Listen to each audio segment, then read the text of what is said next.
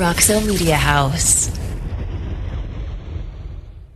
A Signal 51 is police code for an investigation, a law enforcement proceeding that is a systemic and thorough attempt to learn the facts about a possible crime that is complex and whose facts and circumstances are generally hidden, at least initially, behind obstacles that can be coincidental and or man-made. Investigations methods are formal. I'm John Henry, a journalist, and my partner is Jake White, a retired Fort Worth police sergeant. And together we examine the difficult cases of law enforcement, both in Fort Worth and around the region. This is Signal 51. The show is designed specifically for a more mature audience. Some of the content is graphic and is not intended for younger audiences.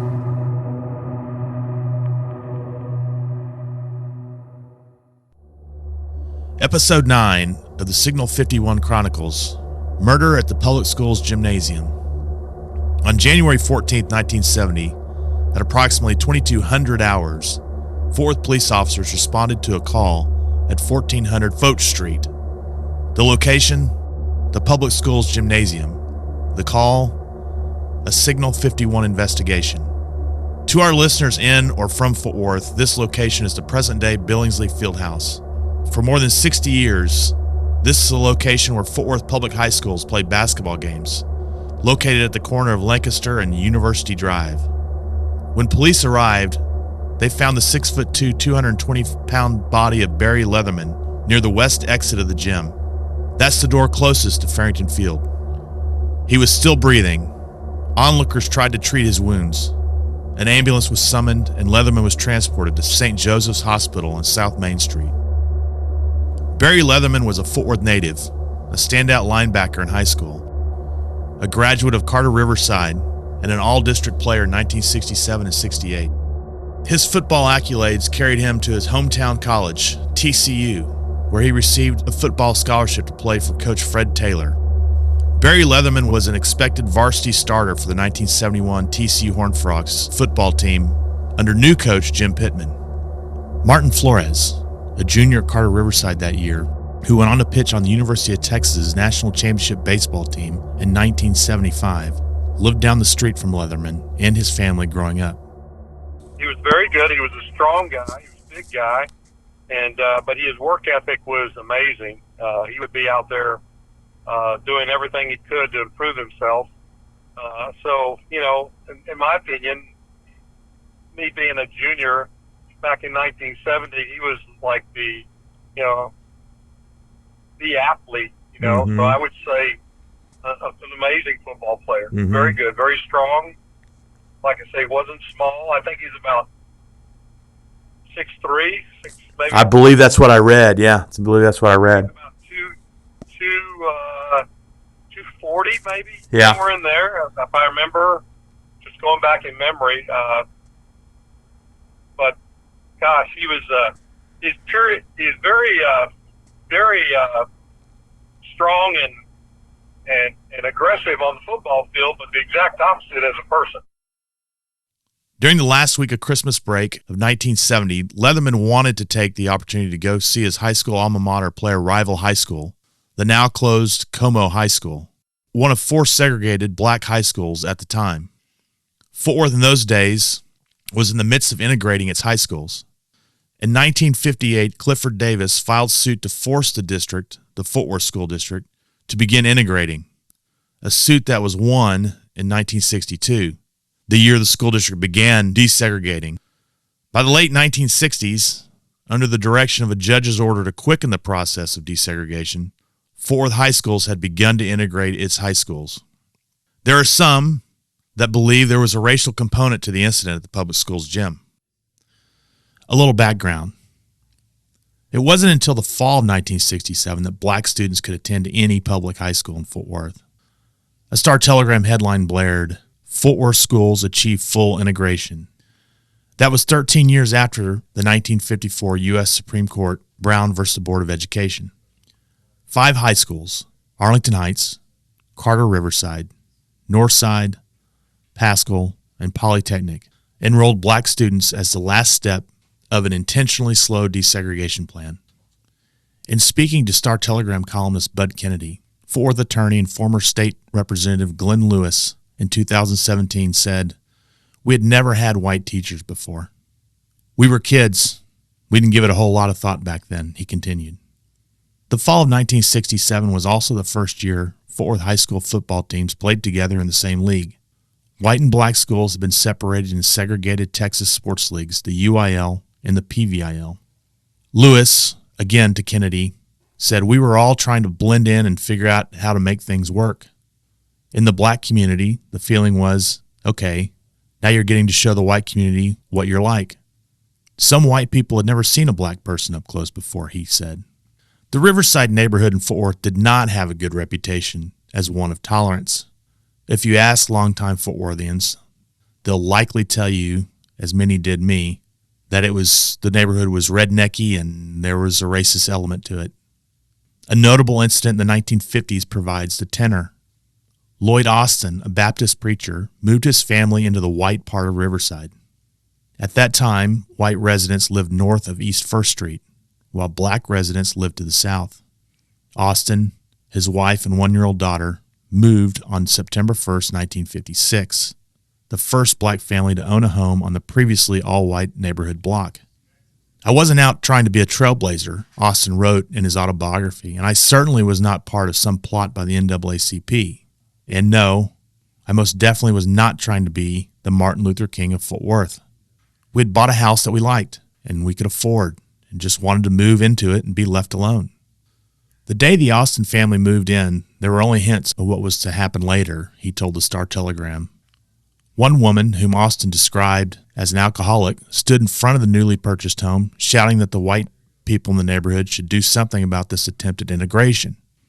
The next morning, a newspaper reporter knocked on the door and asked Austin if he knew or was aware that his neighbors were planning to burn down his house. Things only got worse after that. Quote, the whole area was just packed with white folks, and as the hours passed, more of them came, he said. They called me a bunch of ugly names and had signs painted. They hung a dummy from a tree limb in my front yard with a knife in its chest and a red stain that ran down from the knife. Austin called the police, but they ignored him. The crowd threw rocks at the house, breaking 2 front windows, according to newspaper reports. They created an effigy of Austin and hung it in a maple tree outside the house, according to his autobiography. Austin got a .22 caliber rifle and shot out the window, hitting a parked car. That finally prompted the police to show up and disperse the crowd. The environment inside the public school's gymnasium that January evening in 1970 was cheeky, to say the least. Flores, a starting guard on that Carter Riverside team, recalls the atmosphere. Como has always traditionally have been a powerhouse because of and they were very good in basketball. And for whatever reason, we put together a pretty good team, and we played them for the district championship in that game, and ended up beating them actually. But yeah. It was pretty, I would say, a pretty wild environment in terms of, they weren't used to getting beat, so there was a little, hostile, kind of attitude towards us. But it's probably going both ways too a little bit. But it was a very, I would say, kind of a wild scene, Yeah. all around. Did it get nasty in there at all? I think there was a lot of verbal back and forth in the stands. I didn't see anything that led us to believe that there was an altercation in the stands, but it was very hostile environment. The game was extremely competitive, and it was a close game, and we ended up pulling away at the end, and it was just a very hostile environment. And once it was over, we were immediately shoot into the locker room because of all the craziness. And it was, it was pretty hostile, I think. Did you see or hear of anything about maybe something racial was going on in there during the game?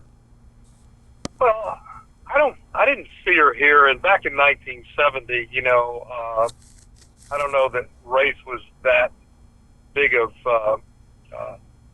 I don't know that race was kind of the cornerstone for everything like it is today. But obviously it was a African American school against a, more of a Caucasian school, and so there was that hostility. If someone wants to call it race, I guess they can, but Yeah. to me back then it was just two different segments of classes of people that were playing in a basketball game, and that's all I saw.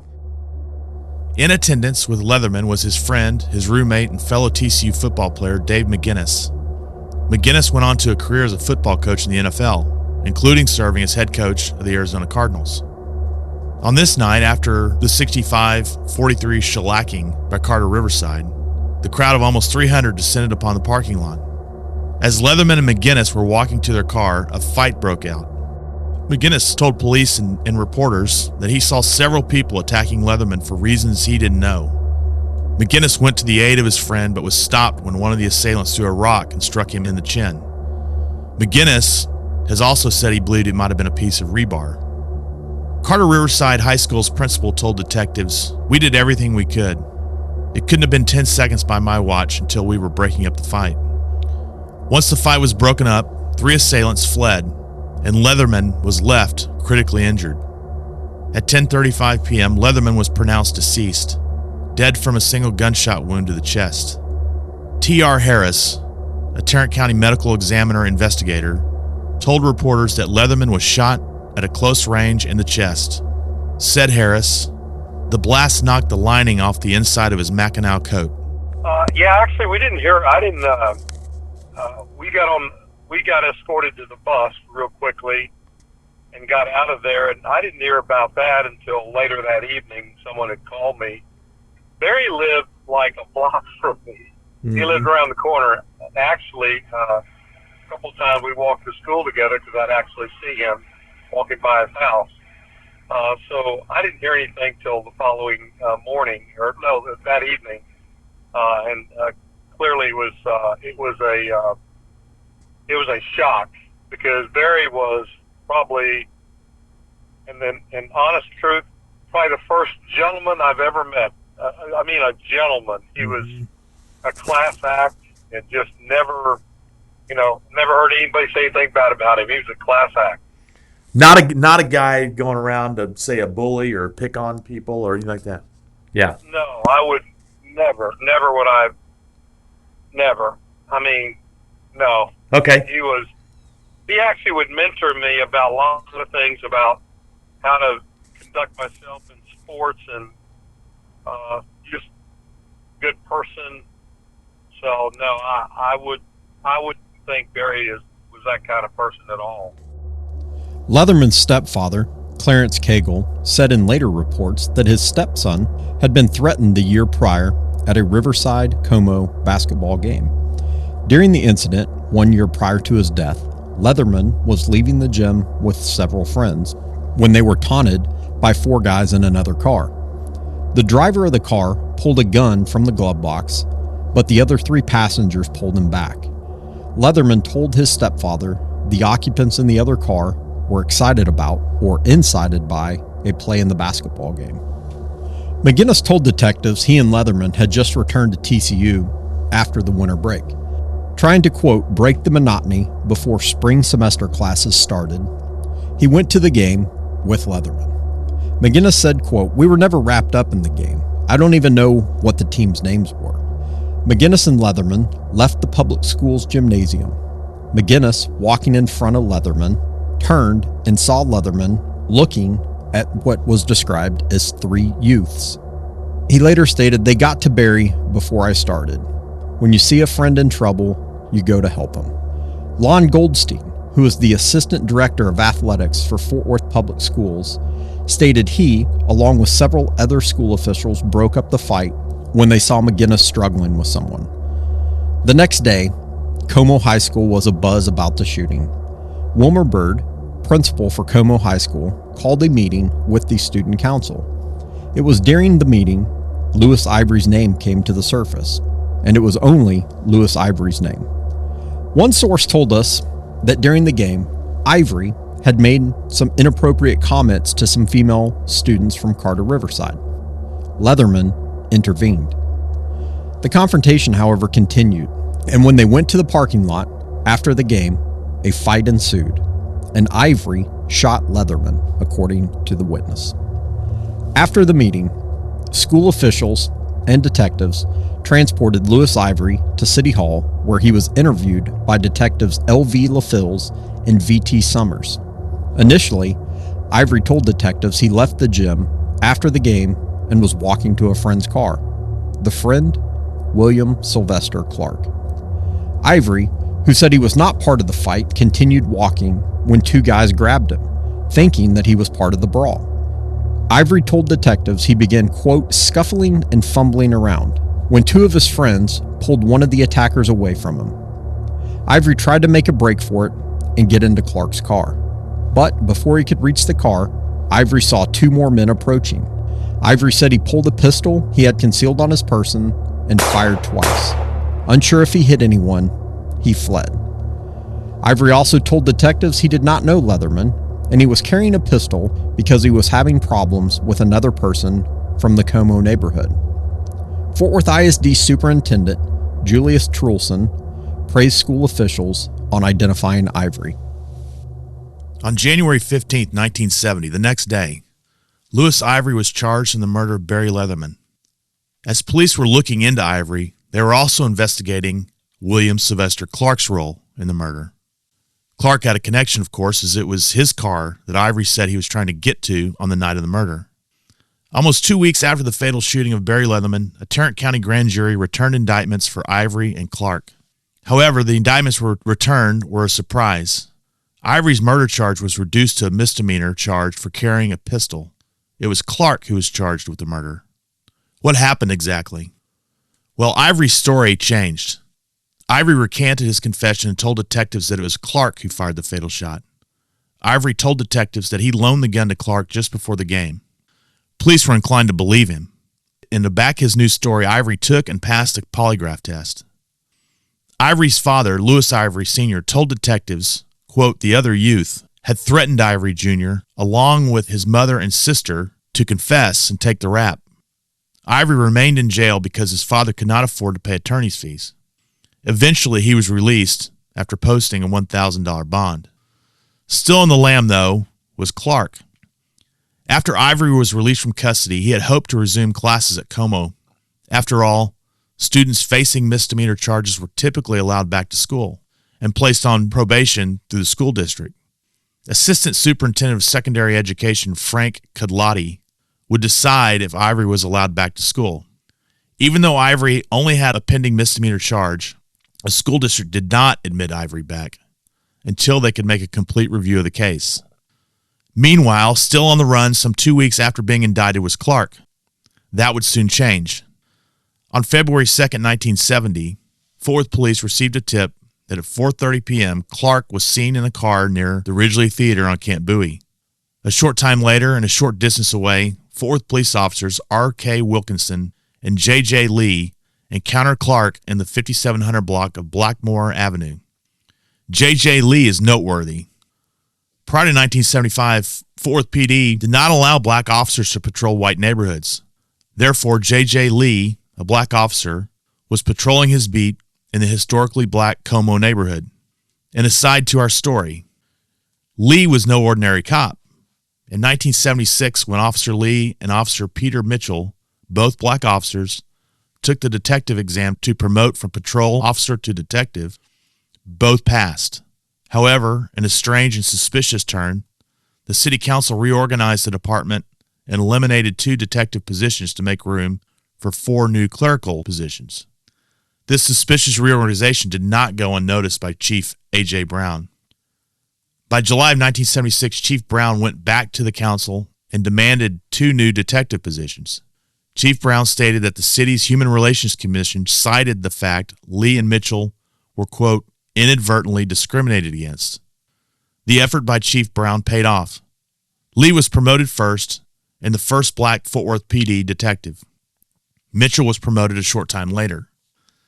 Now, Jake, you actually have a kind of an interesting aside on this side in that you spoke to someone who knew J.J. Lee. I did. I talked to retired Fort Worth PD Sergeant Naaman James. Naaman James was hired in the early 70s, and when he was hired, he was one of roughly 20 black officers on the Ford Police Department. On a force, how big do we think? 600-700? I would estimate somewhere in the 600 to 700 range. And he's the one who provided us the insight and gave us a glimpse on what the department looked like then and what the racial boundaries were then. He was also the one that explained to us how, up until 1975, black officers couldn't patrol white neighborhoods. Now, to change that practice or change that policy, they instilled a trial run. And the trial run was that black officers were then allowed to patrol white neighborhoods 3 days a week. And then the other 2 days, they would return to the historically black communities where they routinely patrolled. So what led Lee to promote? And it was a phone call from a citizen to either a police administrator or city official, and they asked why the department did not have any black detectives and made the comment or asked the question, quote, "Are they too dumb?" That inspired J.J. Lee. That inspired Peter Mitchell. And they took the test, and they ended number 1 and number 2 on the list. Oh, wow. Now, there's another aside to our story, and that is on Chief Brown, described as a reformist and outsider. He was said to be widely unpopular among the rank and file, probably because, well, he was a reformist and outsider. Changed a strange concept to some, particularly in a paramilitary operation, I suppose. Anyway, Chief Brown resigned 4 years later, or thereabouts, in 1979 to become city manager of Hearst. Just how much did his men and women on the force dislike him? According to a blurb I found on D Magazine, shortly before Brown announced his resignation, he arrived at work one morning to find a large pile of chicken manure in front of his office door, put there by some of his men as a comment, obviously, on his administration. Said one of the cops, quote, "We've decided to have a big party for the chief, but we've decided to have it after he's gone." Now, of course, this could have been much worse. Do you remember that, Jake? Do you remember that episode on The Office when Michael Scott found an unpleasant surprise on the office floor? Yes.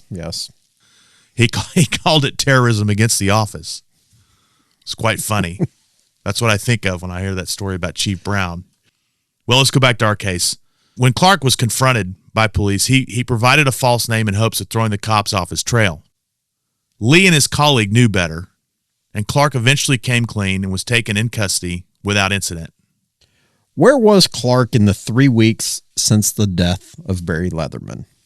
Clark was in the Army and stationed in Fort Sill in Lawton, Oklahoma. Clark was there reportedly recovering from wounds he suffered in Vietnam. What brought him back to Fort Worth is a topic of uncertainty. Regardless, he was here. He was arrested. He was charged with murder. In jail, Clark sat awaiting trial. Finally, September 1970 was here. The state, the defense, the families were ready for trial.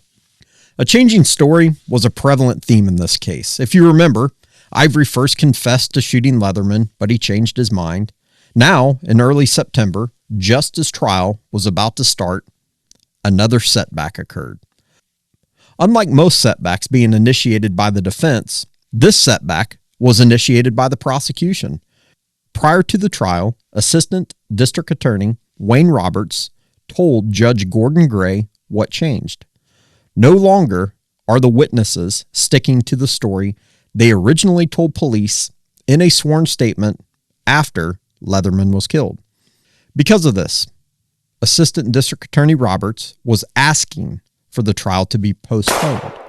Roberts further stated in his motion that the, quote, defendant directly or indirectly adjourned or brought about perjury. In an earlier motion, Judge Gray allowed Clark's court-appointed defense attorney, Charles Baldwin, access to the state's witness. Baldwin stated, quote, he and members of his staff interviewed state witnesses, but they did not influence the witness statements because they did not know what was in the original sworn statements. Again, in a strange twist, Judge Gray granted the delay, But Baldwin objected. Baldwin told the court that Clark asked for and should get a speedy trial. Ultimately, the motion to postpone was granted. On this day, the motion to postpone was not the only issue, though. Judge Gray made one other ruling. The second ruling, Clark was not permitted to wear his U.S. Army uniform in trial. Okay, now how did the Army uniform become an issue? So the day prior, Clark showed up for jury selection wearing his U.S. Army uniform, decorated with combat medals. The state quickly objected on the grounds it was a ploy to elicit sympathy. The defense argued it was not for sympathy, it was to avoid the misconception that Clark was a deserter. A deserter is how police described him. However, Baldwin contended Clark was not a deserter because he was at Fort Sill when the warrant was issued. Finally, you may remember, Clark was arrested in February 1970. Here it is, September 1970, and Clark was still in jail. Was that a bond issue that he was still in jail? No, and it didn't have to do with the bond amount either. It had more to do with the fact he was being held without bond. So on the same day, Judge Gray set a $3,000 bond. One would think that the logical step would be to post bond, but he did not. And do we know why not? Clark's attorney feared that if he posted bond, he would be apprehended by U.S. Army officials. So in jail, Clark remained. 8 days later, September 16th, 1970, a surprise was in store. And that concludes part 1 of episode 9 of the Signal 51 Chronicles, Murder at the Public Schools Gymnasium. Join us next week for part 2.